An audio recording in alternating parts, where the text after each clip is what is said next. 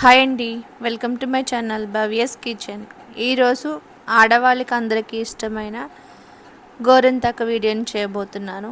ఈ గోరింటాకు ఇన్స్టెంట్గా అప్పటికప్పుడు చేసుకుని పెట్టుకునే గోరింటాకును ఎలా తయారు చేసుకోవాలో ఈ వీడియోలో చూపిస్తున్నాను.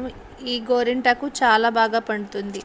ఇప్పుడు ఆషాఢ మాసం వచ్చేసింది కదా, అందరూ ఎక్కువ గోరింటాకు పెట్టుకుంటూ ఉంటారు కదా. గోరింటాకు దొరికితే సరే, దొరకని వాళ్ళ కోసం ఇలా ఇన్స్టెంట్గా గోరింటాకు చేసి పెట్టుకుంటారని, అలాగే గోరింటాకు తమలపాకులతో కూడా తయారు చేయొచ్చు అని ఒక ఐడియా ఉండడం కోసం ఈ తమలపాకులతో గోరింటాకు చేస్తున్నాను.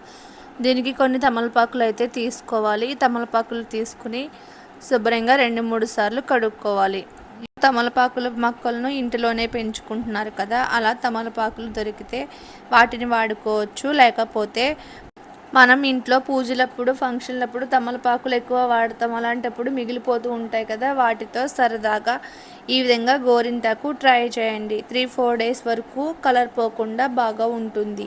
అలాగే ఈ గోరింటాకులో ఎటువంటి కెమికల్స్ ఉపయోగించకుండా ఇంట్లో ఉన్న వాటితోనే గోరింటాకును తయారు చేసేసుకోవచ్చు. ఇలా తమలపాకులు నీట్గా వాష్ చేసుకున్నాక వీటిని ముక్కలుగా కట్ చేసుకోవాలి. ఇప్పుడు ఒక మిక్సీ జార్ తీసుకుని మిక్సీ జార్లోకి తమలపాకులను ముక్కలుగా కట్ చేసుకుని తీసుకోవాలి. అంటే త్వరగా నలగడం కోసం చిన్న ముక్కలు అయితే త్వరగా నలిగిపోతుంది కాబట్టి ముక్కలుగా చేసుకుని వేసుకోవాలి. మీరు ఎంత అయితే క్వాంటిటీ చేసుకుంటున్నారో, ఒక ఇద్దరికి రావాలంటే ఒక 10 తమలపాకులను ఈ విధంగా ముక్కలుగా కట్ చేసుకుని వేసుకోవాలి. తమలపాకులు వేసుకున్నాక ఇందులోకి సీక్రెట్ ఇంగ్రీడియంట్ ఏంటంటే సున్నం అంటే మనం పాన్స్లో అది వాడతాం కదా, ఆ సున్నం.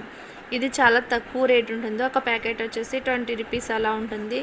దానిలో చాలా కొద్దిగా 1 టేబుల్ స్పూన్ వరకు తీసుకోవాలి. ఈ సున్నం వేయడం వల్ల కెమికల్ ఏమీ కాదండి.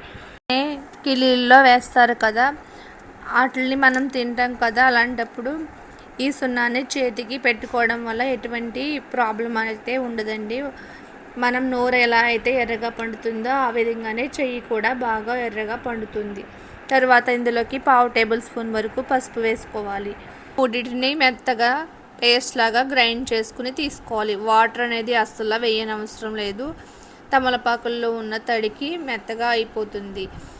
ఇలా వేసుకున్నాక వీటంతటిని తమలపాకుల రసాన్ని ఒక టీ స్ట్రైనర్తో వడగట్టుకుని తీసుకోవాలి. నేను చూపించే ఈ విధంగా వడకట్టుకుని లిక్విడ్ని తీసుకుని పక్కన పెట్టుకోవాలి. చూడండి, ఈ లిక్విడ్ నాకైతే చాలా ఎక్కువ వచ్చింది, ఇద్దరికి సరిపోయింది. ఇలా లిక్విడ్ తీసుకున్నాక ఆ తమలపాకుల పిప్పునంతటిని పాడేయడమే. ఇలా మొత్తం రసాన్ని తీసుకున్నాక మనం ఇందులోకి ఎర్రటి కుంకుమను కలుపుకోవాలి. సింధూరం కుంకుమ ఉంటుంది కదా, ఆ కుంకుమ అయితే మరింత కలర్ఫుల్గా ఉంటుంది.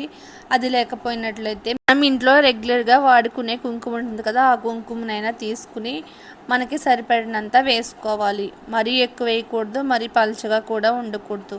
కుంకుమ వేసుకున్న తర్వాత ఎక్కడ ఉండలు లేకుండా బాగా కలుపుకోవాలి.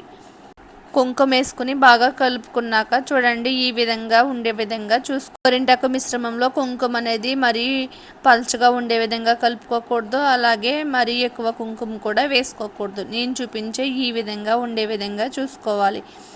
ఇప్పుడు ఇంకా గోరింటాకు పెట్టుకోవడమే. మీకు నచ్చిన విధంగా డిజైన్ గీసుకుని గోరింటాకు పెట్టుకోవచ్చు. లేకపోతే చందమామలా కూడా పెట్టుకోవచ్చు, చిన్న చుక్కలుగా కూడా పెట్టుకోవచ్చు. మీకు ఏ విధంగా నచ్చితే ఆ విధంగా డిజైన్లు గీసుకుని అందంగా గోరింటాకును ఈజీగా పెట్టేసుకోవచ్చు.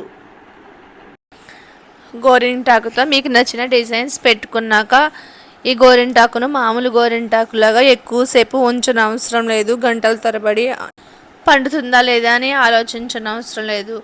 10 to 15 మినిట్స్కే మొత్తం ఈ గోరింటాకు ఆరిపోతుంది. ఆరిపోతే వెంటనే కడిగేయవచ్చు. కడుక్కున్న తర్వాత చూస్తే గోరింటాకు చాలా ఎర్రగా పండుతుంది. 3 to 4 డేస్ ఖచ్చితంగా బాగుంటుంది. ఇంట్లో ఏదైనా ఫంక్షన్లో జరిగినప్పుడు కోన్ కూడా తెచ్చుకునే తీరిక లేనప్పుడు ఇలాంటి గోరింటాకును తప్పకుండా ట్రై చేయండి, చాలా బాగా పనిచేస్తుంది. మీకు ఈ వీడియో కనుక నచ్చినట్లుంటే లైక్ చేయండి, షేర్ చేయండి. ఫస్ట్ టైం నా వీడియోలను చూస్తున్నట్లయితే సబ్స్క్రైబ్ చేసుకోండి. పక్కనున్న బెల్ ఐకాన్ని ప్రెస్ చేయండి.